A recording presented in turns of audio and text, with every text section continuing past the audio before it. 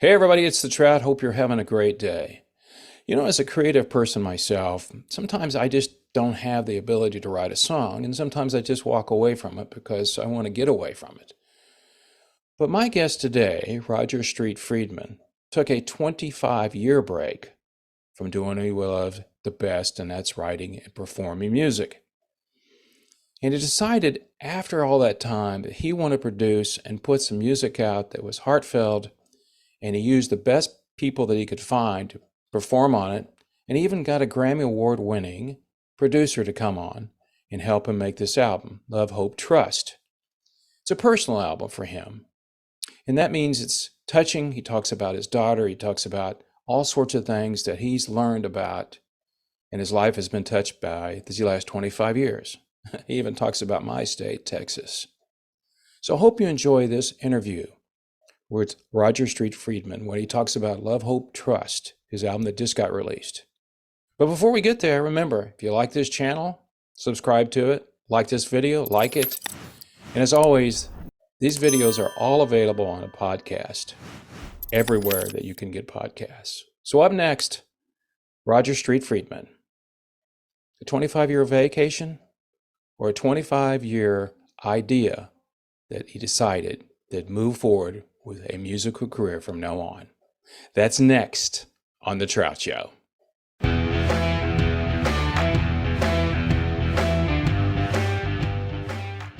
One, two, three, four.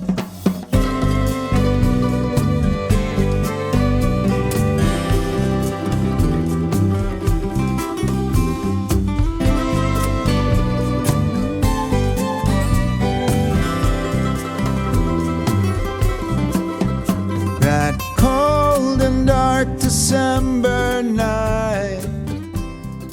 You mentioned you started playing when you were 7. What I was intrigued about your bio, and I've read a lot of stuff about you, obviously, but there's a hint of, not a hint, there's a mention that you must have played and then you went away from music for a while and then you came back. So did you really donate when you were growing up, did you want to be a musician full time? Um, Or did you become one? I did want to be. I mean, I was in bands in junior high and high school, and Yeah. as I mentioned to you before we started the recording, I wound up out in my junior year in high school out in Arizona, um, and I was going to go back there for my senior year, but over that summer, my folks, I talked them into buying me a 4-track reel-to-reel tape recorder and a little mixing board. And one thing led to another, and I got really interested in recording. And then I also started a band that summer with some another 2 friends of mine, and then we recruited a guy to play bass. And he later started playing synthesizers. It was right around 1980. Okay. And That's when they were coming into vogue, I guess, right? exactly, Yeah. yeah. And he went on. 2 of the 4 of us went on to pretty big careers in the music business. I mean, he's his name is John Caron. He went on to play with Brian Ferry and Oh, nice. There's a great guy David right there. Bowie and Pete Townsend, and then became a member of Pink Floyd. So he's I think I think I recognize his name. yeah, he's still playing. He's touring now with Roger Waters, and I think he did some writing on the Division Bell. He had a big part in that album. But so I wound up not going back to school in Arizona and staying out here in the suburbs of New York for my senior year and doing this band. And then I was going to music school. I graduated high school here, and I was going to the local community college studying classical guitar. Hmm. Um, I did that really intensely for 6 months. I played 6 hours a day, and I was really loving it. And then I got recruited, which is a long story, to play. Well, I wasn't really a bass player, but I had played bass and one of my friends from music school was in a Led Zeppelin cover band, Uh, and he said, "We're firing our bass player. Do you think you could learn how to play bass? We have a blast. You'll make some money, and you'll meet girls and all that." I was like, "I'm in." So I did a deep dive I don't into even ask which part really got you in, but I probably would know which one it was. I did a deep dive into all of those bass lines that John Paul Jones, Da right? da da da da da da da da da da da Everyone. da. I had them Yeah. cold. I go to the rehearsal studio for the audition, and the band is having a meeting in the room, and my friend comes out and says, "We just broke up." No money, no girls. No money, no girls. It all went right down the tubes. But right around that time, I had another acquaintance who was a pretty big producer in the 70s, and was doing at the time live sound for Foreigner. So Ah, he was their sound engineer, but he was trying to get back into producing. Um, and he had found a couple of guys that were songwriters and rockers in New York City, and said, "We need a bass player. Do you want to audition?" And I said, "Sure." So I was 19. These guys were all in their late 20s. mhm. Um, and I got the gig in this band playing bass. It it wound up, not going anywhere. But I dropped out of school and I moved into the city and got a day job and was rehearsing at night. It was a pretty sad and lonely time, to be quite honest. As a Yeah, but you 19, know what, Roger? Here's the thing. You didn't know it at the time, but that's the dues you were paying yeah, to get where you are now. I mean, think exactly. about it. That's really what I mean, I No, don't have those things, but I mean, I admire people that go, well, we were in the back of a pickup traveling from town to town. I had a hole in my shoe, all this, just like you said, it wasn't a pleasant time. But now yeah. you can look at it and go, okay, I'm yeah, glad I did it for yeah. sure. But what wound up happening was the band broke up, uh, or we did a demo. It didn't go anywhere. They shopped it around, but nothing happened with it. And now I was out of school in the city with an apartment and a job that I didn't really like and wasn't really part of my path. And I got a call from one of my friends from high school who said, "I'm living in Telluride, Colorado. Do you want to come out here?" And That didn't take much to get you there, did it? yeah, no. So I basically got in my car and drove out there and lived there for a year and a half. You know, with and while I was there, um, made a plan to. I got my classical guitar shipped out there, and I was going to audition for better schools back east when I was done, and I Right. boned up on my playing and stuff. And um, it's kind of a long story, but I was going to apply to Berkeley and Juilliard Mm, and the New England mm, Conservatory, yeah. and didn't do any of those things. Just basically came home and went to Hunter College in New York City and majored in communications and computer science, and then built a recording studio with one of my friends from the original high school band, and rec- that was what we were doing.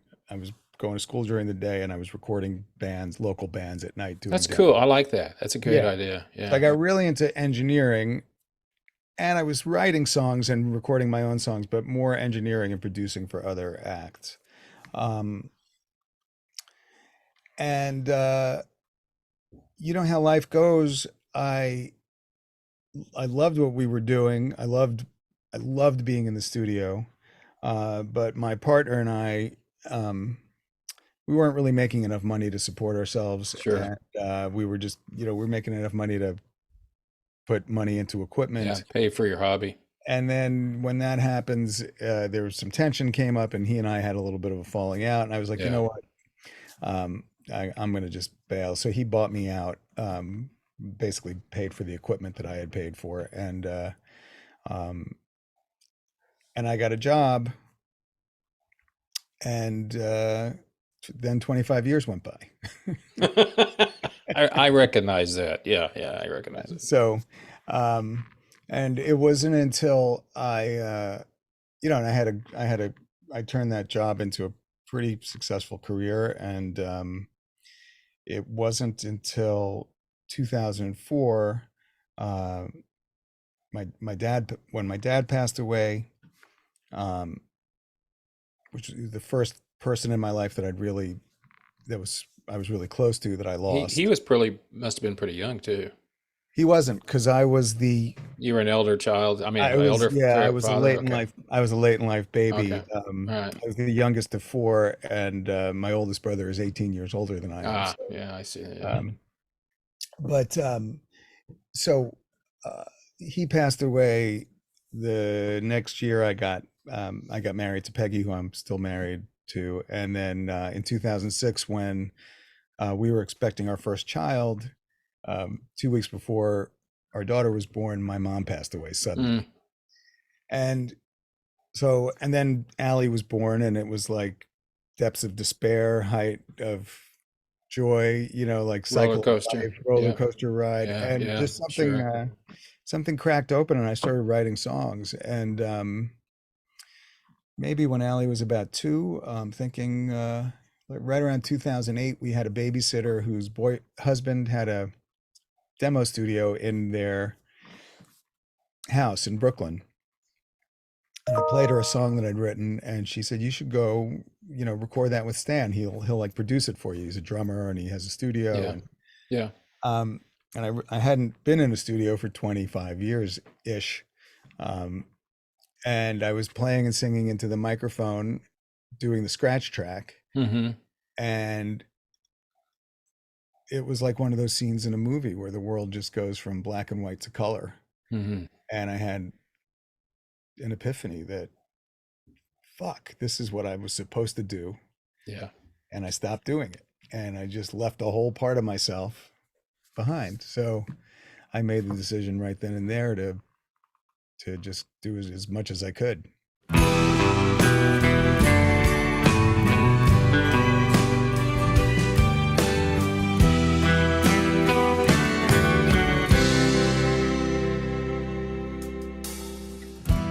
There's a sparkle in your eye.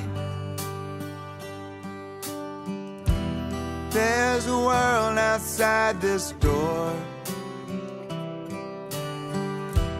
And I know that by and by all birds must fly, and you won't stay here anymore. And when you wake up on that morning, before you pack the car and roll away,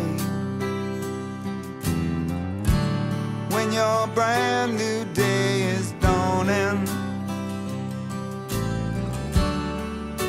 I hope that you will say, I am thankful for this day. And something that you said really resonated with me, and is that getting when you get people to come along with you, and and also what you said about you can't go back. No. And in fact, I think that all that time away was necessary for me to be able to create the music that I'm creating now. I don't disagree with you. I couldn't write these songs No. No. 25 years ago. You couldn't. And I feel like everybody ripens at a different rate. If I can use that term. Yeah, you can. And So you brought out this is your fourth. yeah, When did you start recording this album? The one that just came out today, in fact. yeah, that's right. 100%. That's why you and I are talking, because I it's. forgot.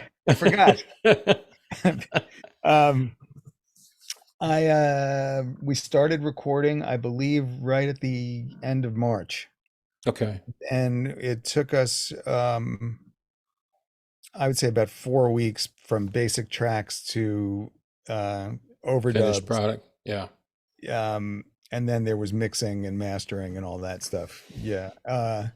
And the way I worked on the vocals, I don't like standing in the studio behind the glass with everybody looking at me. And since I have my I've own done that enough studio, times. Yeah, yeah, since I have my yeah. own studio, I just kick everybody out, and then Push the start button. we finish everything else, and then I do it all by myself. So Right. that added about a week or so onto it. But the thing, yeah, I mean, and this one, the vibe of the recording. I don't know if you got to watch the little documentary that Yes, I we did. did. But I think you can, if you watch that, you can tell everybody just had a really good time. Well, what I Once you noticed get is a that couple of things privilege, because and you get to be able to write something that people enjoy, then it's something unique about that. And I would say, not even knowing you, that album that you're knowing one is probably the most heartfelt album you've probably written, probably yeah, maybe in your life. I think so for sure. Yeah, And those are all culminations of everything you've been through. yeah, I mean, but I was going to say, so, you go to the studio, it's boring, but the thing I noticed about the documentary was, and of course, you can't put everything up there because it's 4 weeks, you're not going to watch it for was the laid back atmosphere. It was obviously laid back. I could see totally. that, Yep. and the people you brought in, to the ladies and everybody that brought in. Larry was there, obviously, always doing his thing, whether it's on pedal steel. And I kept thinking, does this guy play anything, or is this everybody? Is Larry playing all the parts? Except he had a drummer, obviously, and some other things. But that's, you pick up a vibe like that, which is going to conversely lay down the feel for the whole album. Totally. Because the other thing about it is that's a time in your life that you can't, it's like taking a picture. And you take a picture and you go, that's the only time I'm going to be at that picture. Yep. It's going to be different. Same way with an album. So you put that down. Now, I have to ask you, because being an engineer, did you engineer a lot of it yourself, or did you have other people do it? Not this one, which was, I think, a really good decision. Larry, the guy who engineered it is Justin Guip, who is he has a studio up in Milan, New York, which is about 2 hours north of here. Okay. And he mixed the last album, which I did do a bunch of engineering on, but this time I brought him in to do the whole engineering piece, and that enabled me to just completely Forget about it. 5 weeks of recording everything in total, and it's going great. I couldn't be happier with all the parts, the arrangements, and the collaboration with Larry and Roger has been amazing. It's like they're cut from the same stone musically, with Larry's playing and arrangements, ideas, and the tonalities of all the instruments. The match is just great. Larry was the producer, Larry Campbell, who is, I got to say, and one of the reasons it's so laid back is because he just puts everybody at ease and gets the best performances out of everybody, and totally collaborative. There is definitely a way of doing that, because yeah, I mean, everybody wants to do the best they can when they're in the studio, and uh, the way I met Larry was he played on my first record, okay, and I was kind of starstruck. And the producer of that record was a guy named Felix McTeague, who was a phenomenal human being, great guy, and we became really good friends. And sadly, he passed away in 2020. But I said to him, Larry Campbell's in the studio. I'm so intimidated, but playing and singing in front of this guy, he's like, yeah, listen, he's just worried about his parts. He's not worried about what you're doing. yeah. And so, yeah. So, but I think there's something that you learn when, over time doing this is, and to your point, is that the feel, and I think that may be sort of an issue with some music today, is that everybody wants to record in Pro Tools with drum machines and everything's on the grid, but there's a feel that you can only get with real musicians playing together all at the same time. Yeah, and I I hope wanted to give this record because I think it's a really, really good record with great songs and great production and great playing and great singing. You know, it's the real deal, and I wanted to give it as much of a push out the door as I could, you know, and no, I understand. I understand completely. Yeah. yeah, and so the lyric videos, I think, you know, and it's really paid off. I mean, not paid off.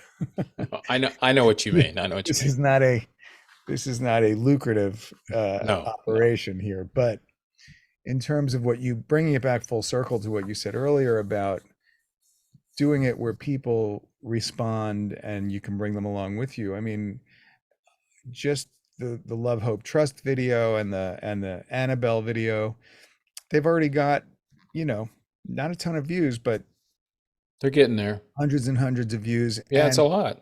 and a lot of comments like beautiful song, oh my God, this is so moving, you know, and that is what really makes you feel like Makes you write another song. makes you write another song. Yeah, I mean, I think I'd write a song anyway because I'm, you know, like you said, it's a kind of a disease also. But so yeah, so and thanks for saying that about I think it really is good quality stuff.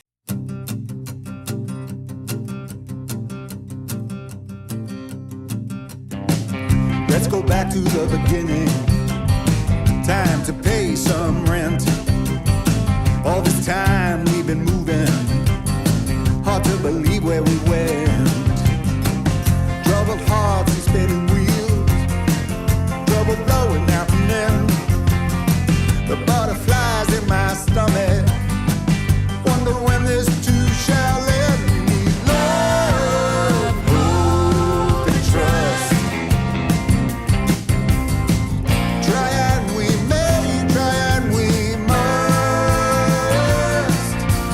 We got to live with one another, live like sisters and brothers. We need love, hope, and trust. So are you going to so you're taking the album, you finished the album, it comes out today, November 4th, 2022, for those people listening to this whenever.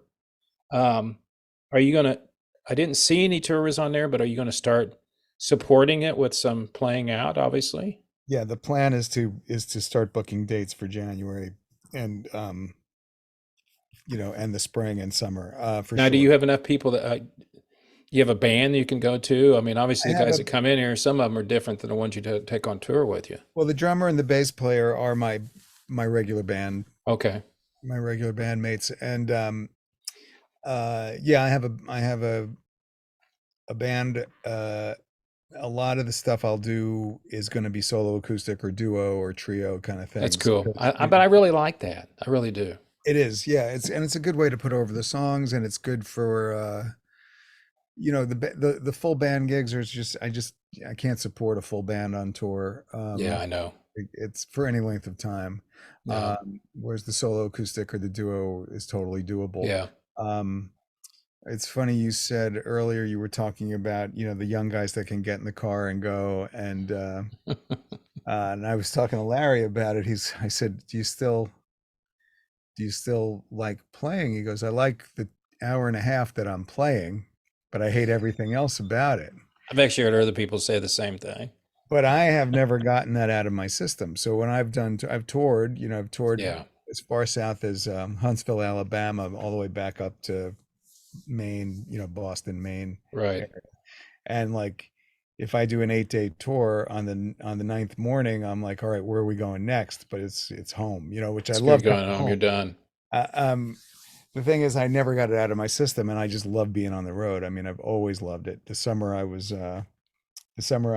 turned 16, I got my license in Arizona, and a friend of mine, my friend who I wound up living in Telluride with years later, he and I drove all around the country, 2 16-year-old kids, and had a blast.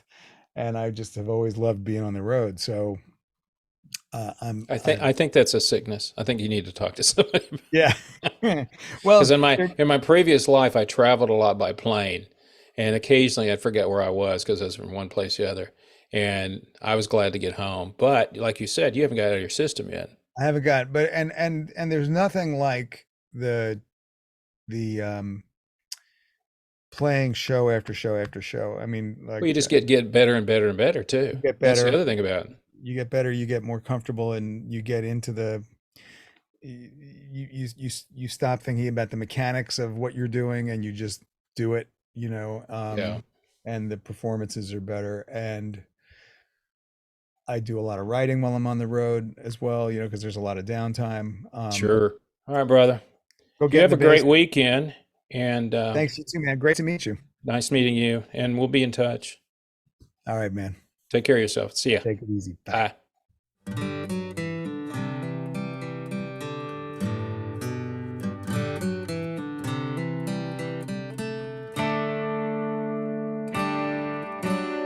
The cash sits in a box on the bedstand. Night falls like the point of a dart. Papa's fallen angels on the lamb. She can't remember where it started. Every day's a race till it's over. Home is just a map that's torn apart. The compass in her heart brings her no closer. It's a course she can't chart.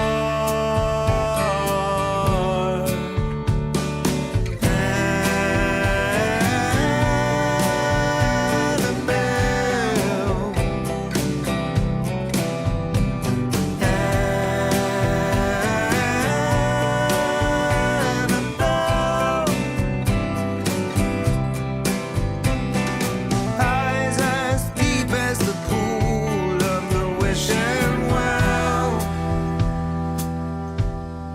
The house sits on the bank of the river. Just south of the bridge, her mind runs down. She wonders if God can forgive her. Should be the other way around.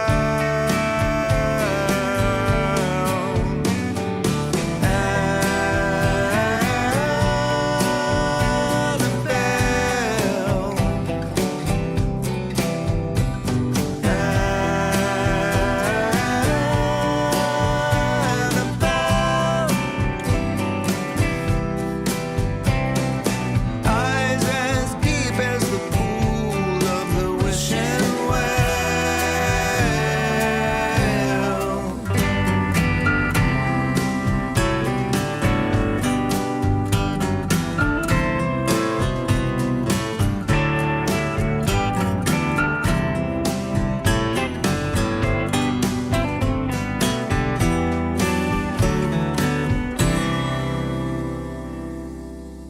She sits staring out of the darkened window over stolen dreams and broken glass. Her deep brown eyes hide new dreams. Some shall keep, some shall